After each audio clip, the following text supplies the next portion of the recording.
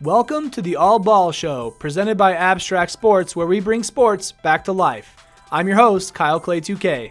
In the All Ball Show, we focus on basketball-only content, and to tip things off, I'm covering every single team in the NBA from worst to best in each conference. I'm going to look at their rosters and discuss how I think they're going to perform this upcoming season. Next on the docket is number 4 team out of the Western Conference last year, the Oklahoma City Thunder.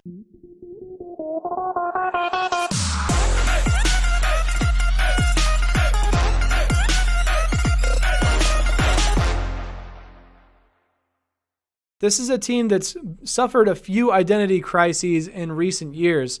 They had James Harden, Russell Westbrook, and Kevin Durant on their team at one time, all three of whom are now MVPs. And James Harden left, he went to the Houston Rockets. Kevin Durant left, obviously, a couple of years back, went to the Golden State Warriors to compete with one of their competitors to win titles. In recent times, they pulled on Paul George and Carmelo Anthony to try and form another big three to try and take on these giants in the Western Conference. But if you ask me, I don't think that helped at all. I also didn't think it hurt. And so basically what I'm saying there is you have three guys who want to shoot the ball all the time. They're all pretty good guys. I would say Carmelo Anthony is probably one of the most overrated players, and that's just me. If you disagree with me, please let me know in the comments. I'd love to have a discussion with you.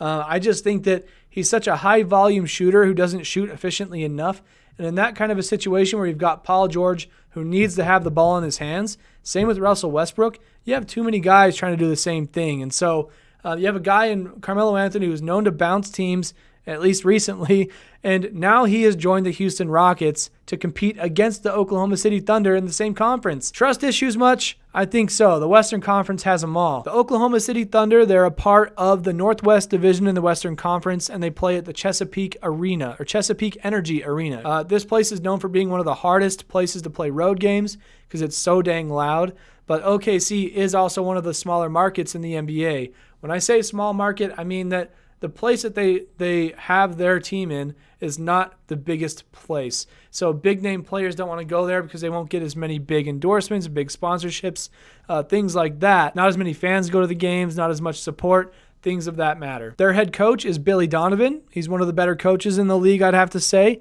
Owner is Professional Basketball Club. Wow, original name. Also known as Clay Bennett. He's the chairman. And did you know the Oklahoma City Thunder have the 4th highest all-time NBA regular season win-loss record percentage of 54% among all current NBA teams? Wow, that's pretty neat. The Thunder are the third of the 3 teams to be in a 3-way tiebreaker for a spot in the Western Conference playoff bracket. They ended up being the top seed out of that 3-way tiebreaker between the Jazz, Pelicans, and themselves.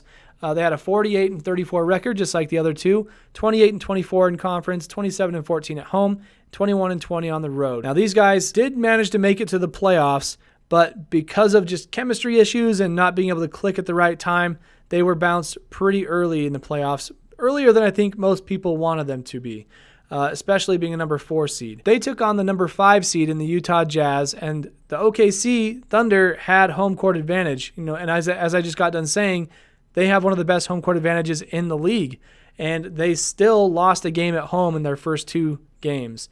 So OKC took game 1, Jazz took game 2, 3, and 4. OKC got 1 more at home, and then the Jazz got game 6 at home, and that put OKC out. The Jazz went on to play the Rockets and got eliminated in 5 games as well. There was a pretty tough road for them to get to the finals in the long run. Let's take a peek at their roster from last year and see why they did so well. They had 17 players on their team throughout the entire year. It's a pretty good number, led by Russell Westbrook at 25.4 points a game, Paul George at 21.9, Anthony at 16.2, Steven Adams 13.9, and Corey Brewer at 10.1. So 5 guys at the top, averaging double-digit numbers in points. But then you have Russell Westbrook, who had a double-double last year, 10.3 assists per game.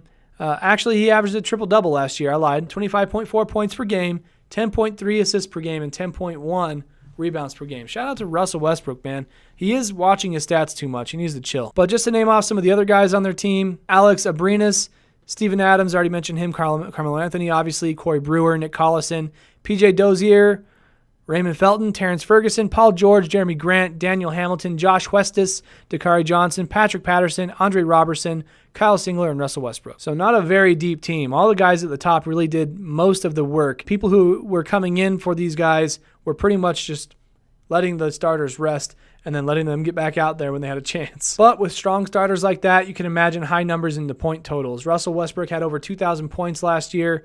Paul George, 1,700. Carmelo Anthony, 1,260. Steven Adams, 1,000. And then 6, 5, 3, 3, 1, 1, 1, 1. Pretty good numbers for those guys. I mean, they packed it all in at the top there at their starting 4 and 5. And I think that's pretty telling of why they were able to get so high up into the playoff bracket. Now, let's take a look at who is returning. We already know that Carmelo Anthony is with the Rockets, but they do have Dennis Schroeder now. Russell Westbrook is still there, thank goodness. Steven Adams, Timothy Luwawu-Cabarrot, never heard of him. Alex Abrinas is coming back. Patrick Patterson as well. Abdel Nader, Andre Robertson, Terrence Ferguson. Nerlens Noel is coming in from the Dallas Mavericks, I believe. Paul George is staying. He signed like a 4-year deal, which I was very, very surprised by. Paul George is one of those guys who has mentioned in the past that he is hell-bent on going to the Lakers if he can't play on a team that can compete for a championship. And so he must really think that without Melo, he must think that they've got something going in OKC, but I really don't think it's all that great. I mean, Paul George and LeBron in LA, that could be scary. Deonte Burton, Jeremy Grant, Raymond Felton, Hamidou Diallo, and Tyler Davis. So, I mean, I think because Carmelo Anthony is gone, I did mention he is overrated, right? Because he's gone, I think the OKC Thunder are going to be just fine this coming year. They still have one of the better teams in the West. They're definitely going to be up there. I think they'll be a 5 seed next year, maybe. I have the Lakers going 2-6.